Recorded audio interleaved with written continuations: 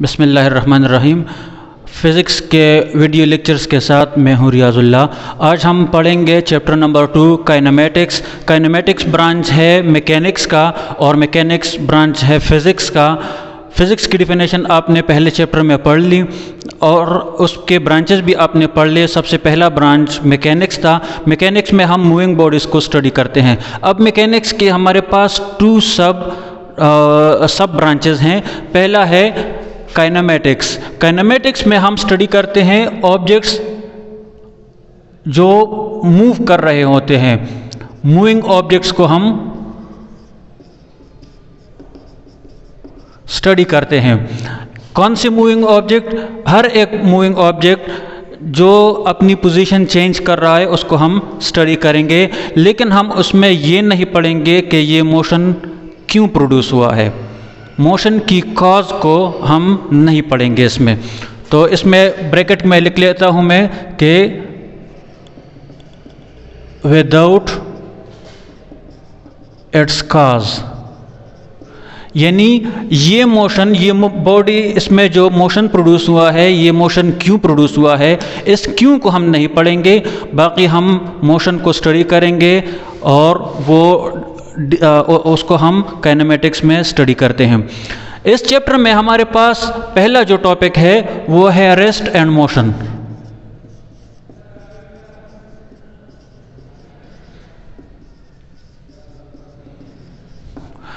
अब रेस्ट क्या चीज़ है?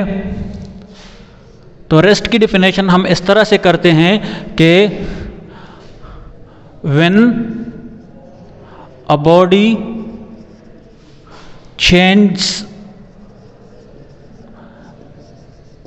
its position, पोजीशन की जगह आप लोकेशन भी लिख सकते हैं, with respect to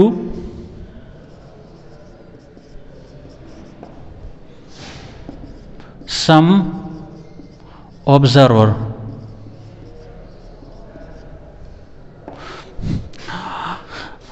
एक ऐसी बॉडी जो अपने ऑब्जर्वर के लिहाज से अपनी पोजीशन चेंज करती है उसको हम रेस्ट कहते हैं। मिसाल के तौर पर यहाँ पर मैं खड़ा हूँ, यहाँ पर मेरे साथ एक दूसरा बंदा खड़ा है और हमारे बीच फासला न कम हो रहा है न ज़्यादा हो रहा है, तो हम कहते हैं कि हम दोनों एक दूसरे के लिए रेस्ट में हैं। इसी तरह अगर हम मोशन की डिफिनेशन पढ़ लें, यह रेस्ट की डिफिनेशन है। अब हम अगर मोशन की डिफिनेशन कर लें तो मोशन हम कहेंगे कि व्हेन अ बॉडी चेंज, अच्छा यहाँ पर मैंने यहाँ पर डज नॉट चेंज,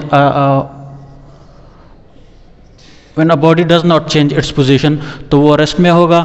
अच्छा, और अगर हम कहें कि when a body change its position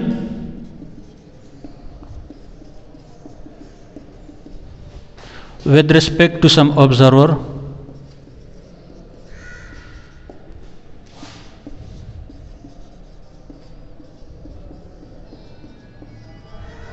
with the passage of time, तो फिर हम कहेंगे कि ये बॉडी मोशन में है।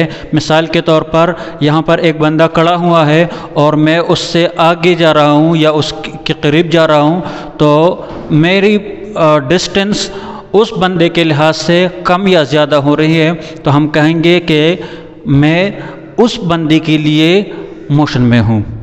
मैं फिर से रिपीट कर रहा हूँ, अगर दो बॉडीज़ के दरमियान फासला कम या ज़्यादा नहीं हो रहा तो हम कहते हैं कि वो बॉडीज़ रेस्ट में है। अगर उन दोनों बॉडीज़ के दरमियान फासला कम या ज़्यादा हो रहा है तो फिर हम कहेंगे कि वो बॉडी मोशन में है।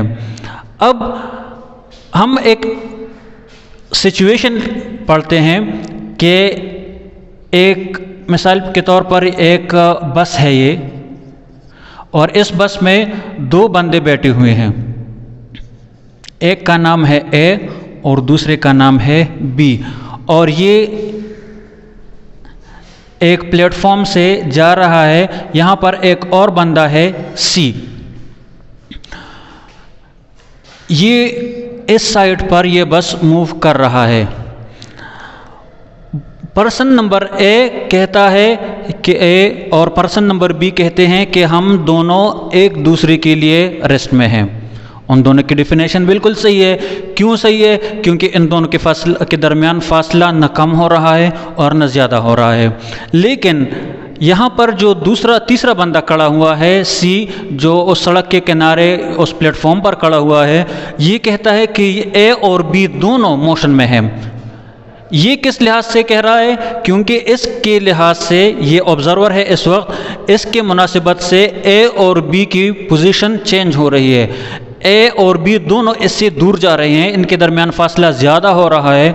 तो इस बुनियाद पर यह कह रहा है कि ये दोनों मोशन में है। लेकिन ए और बी एक दूसरे के लिए कह रहे हैं कि वो दोनों रेस्ट में हैं। क्यों रेस्ट में हैं?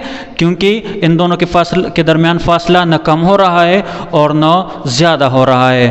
तो इस केस की बुनियाद पर हम कहते हैं कि rest and motion are relative. Relative का मतलब ये है कि एक बॉडी एक वक्त में रेस्ट में भी हो सकती है और मोशन में भी हो सकती है, जिस तरह हमने इस एग्जाम्पल में पढ़ा। नेक्स्ट लेक्चर में हम पढ़ेंगे टाइप्स ऑफ मोशन, जो कि बुनियादी तौर पर 3 है और फिर उसके सब टाइप्स हैं।